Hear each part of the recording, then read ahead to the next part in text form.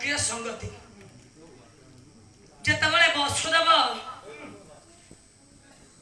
କଲାକାଳେ କନ୍ୟାଦାନ ବସୁଦେବ ଉଗ୍ରେଶ୍ୱର କନ୍ୟାଦାନ କଲେ କୌତୁକେ କଂସ ରଥ ବାହୁଜେ ଥିଲା କୌତୁକରେ କଂସ ରଥ ବାହୁଥିବା ସମୟରେ ଆକାଶ ମାର୍ଗରୁ ଶୁଣାଗଲା ରେରେ ଅସୁର କଂସ ଶୁଣ ଭାଗବତ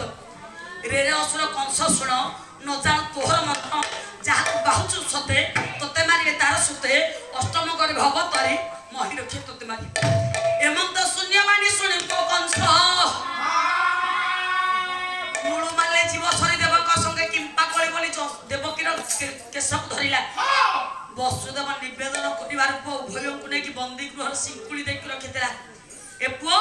ବନ୍ଦୀ ଗୃହରେ ଦେବକୀ ଥିଲେ ସ୍ନାନ ଶୌଚ କରିବା କଣ ବାଥରୁମ ଥିଲା ସେତେବେଳେ ତାହେଲେ ଯମୁନା ଜଳକୁ ସ୍ନାନ କରିବାକୁ ଯାଆନ୍ତି ଦେବକୀ କଂସ ତା ଭଉଣୀ କେତେ ଭଲ ପାଏ କହିଲା ଭଗିନୀ ପ୍ରିୟ ବନ୍ଧୁଗଣେ ଭଉଣୀ କେତେ ଭଲ ପାଏ ଭଉଣୀର ରକ୍ଷଣାବେକ୍ଷଣ ଦାୟିତ୍ୱ ପାଇଁ ଗୋଟେ ରାଶିଟିଏ ରଖିଥିଲା ଯାହା ନାମ ହଉଛି ବକି ରାକ୍ଷସୀ